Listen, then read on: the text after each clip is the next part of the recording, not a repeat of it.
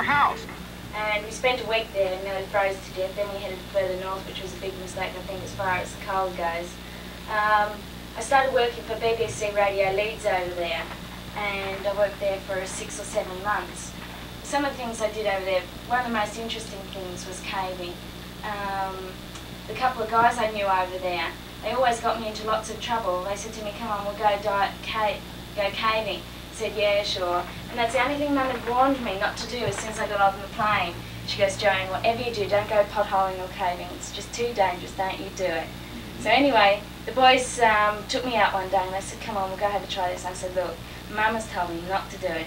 And I said, they said, "No problems, you'll be right with us." So you wear a wetsuit, heavy boots, and you got a helmet and with a light on top. And we got to this cave. Well, it didn't look like a cave at all. It was just a little hole in the ground that was on an edge of a stream. And you had all this stream coming in down after you. I said, "Well, tell me what it's going to be like in there. Will I be able to breathe?" I said, "Yeah, no problems, you'll be able to breathe." I said, "Right, well, I should be okay as long as I can breathe." So, and as long as there's no water over my face. So anyway, they took me and showed me this little hole on the edge of the stream. And I said, "But how do we get in there?" And they said, "You have to go down head first." So you go into this cave head first, and you've got 13 right angle turns to start with, and you've got this stream coming in behind you. So you got really wet, and it was really cold as well. So we headed down into the cave, and everything was fine. It was like mountain climbing, but underground. And we went to this one area of the cave where we had the stream running through, and the roof of the cave came right down. So it only had about 10 inches, just say, gap at the top. So we were flat on our stomachs, crawling along, and with our heads just out of the water. That's all the space we had. Anyway, we finally got through that bit, and they said, "Okay, now we'll see if we can remember the way out." I said, "What, you don't know the way back?" And they said, "Well, we've been down here once before, and we remember most of it, and we're sure we go around here." Well, we got lost, and we were 4 hours trying to get out. And the last thing I thought, well, the last thing they need is a panicking woman on their hands, so I remained quite calm. Oh, that's good. And after about 4 hours, we met up with somebody who was exploring, who had a map, which was quite lucky really, because we were way off the beaten track in this cave.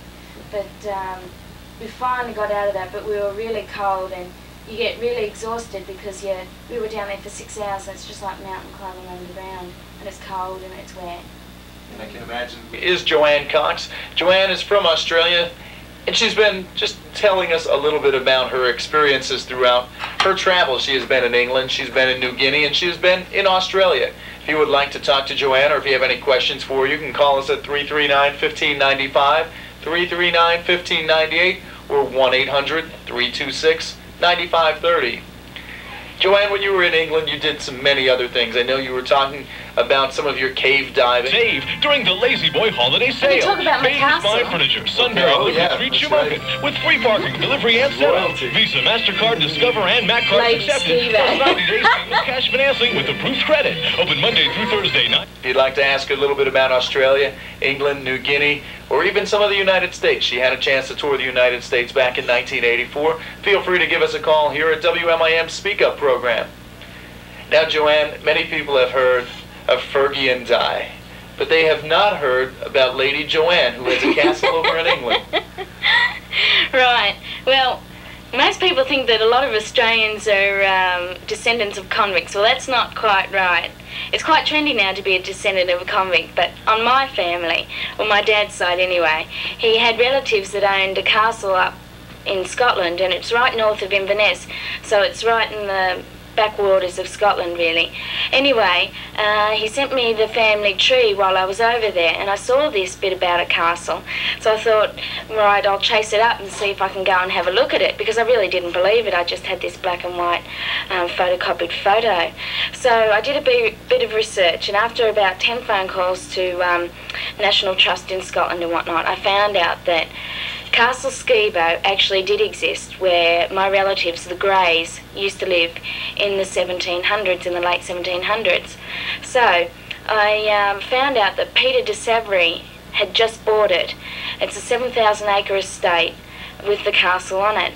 So I got in contact with Peter de Savering's marketing manager. Peter de Savering is a well-known entrepreneur in England. He owns a lot of yachts and has participated in the America's Cup before. Anyway, I got in touch with him and he said fine, that I would be able to go and have a look. So towards the end of October, I went up to have a look at the castle, and this castle has 140 rooms and used to be owned by Andrew Carnegie. It used to be his family home, and Andrew Carnegie is a very well-respected and thought-after man in that area of Scotland, and he sold it not too long ago. I'm not quite sure how long ago it was, but there was one owner between Andrew Carnegie and Peter de Savering. And this castle has 140 rooms, and Peter de Savering is just doing it out now. And James the butler showed me around. Now James the butler wore a kilt and I wasn't quite ready for that, but he met me at the door and we had a look around the castle, and he said that Peter de Savering was retracing a lot of the original furniture and everything to put back in the dining room and all throughout the castle, and trying to restore the castle to its original form. So James said, we'll go out and have a look in the garden and come back and I'll show you around the castle. And he goes, just ring the doorbell. So we're here in front of this massive castle, and I said, James, where's the doorbell?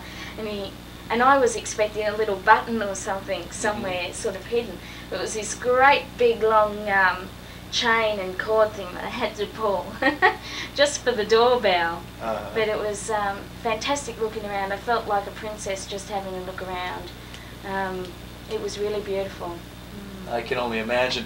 And many people around here think a house with 7 or 8 rooms is big. Could you imagine having 140 rooms? I can only think about cleaning it, Bill, and that wouldn't appeal to me too much. No, definitely not, and I'd hate to do the windows. I don't know of too many people that do. So you have your own butler now in your chain of relatives, huh? Well, yes, Lady Skiba is my new name, or Lady Joanne, however you like to put it. A lot of people said to me, are you going to claim it back? Tell Peter de Savering you want it back. I said, well, no, I couldn't do that. I met him. And I just shook his hand, and I was so overawed what with the castle and actually meeting him. They said, oh, you have a lovely house. It is a very nice one, I would imagine. And then you also, I saw a quick picture last night of Buckingham Palace. Remember one instance, and I still remember that, your Vegemite sandwich you gave me. Well, it was your birthday, Bill. We had to give you something special. Well, my description of Vegemite is a very salty butter. How do you describe it? Well, it is very salty, but it has a special taste. It's filled with vitamin B, and it's a product of beer making, you see. It's a yeast product. But in Australia, we all love it. In England, they like Marmite, which is something similar. I'm not sure whether you have Marmite here or not, do you? No. No, it's another vitamin B yeast extract thing, but yeah, we mainly eat it on toast, and we've even got songs about being happy little Vegemites. Right, and we've heard a few of them. In a Vegemite sandwich, well, it's a different taste, and maybe some people would like it. It just wasn't a taste that I had quite acquired at that point in time. And could you briefly, from what you can remember, what is it? Could you explain it to people? Most people play cards here or you roll dice, but here you actually pick up 2 pigs and you roll them. Right, well this game, now I'm not sure, I spoke to the inventor, but I can't quite remember whether he was Canadian or American. But in England it's quite popular at the moment, especially in the pubs, because as the instructions say, the drunker you get, the better it gets. So, when I was working for BBC Radio Leeds, I had a chance to go down for the station to London, to the Hard Rock Cafe, to the National Championships of Pass the Pigs. Now what it is, it's 2 little plastic toy pigs, just like you'd see in a farm set. And you throw them like dice, and whichever way they land, you get different points. So if one pig lands on his feet, you get 5 points, and if the other one's laying on his side, you get nothing. If both lay on their side, you'll get 1 point, and it sort of works like that on a point system. So you have a group of you, and you start off and just throwing, and say if you've got 20 points, you might decide to stick with 20 points and hand on to the next person. And what you have to do is you have to decide when to quit, because if you keep on going, you could get the pig out point, which is when you have one pig lying on his side and the other pig lying on his side, but one of the pigs has a black spot on him, you see.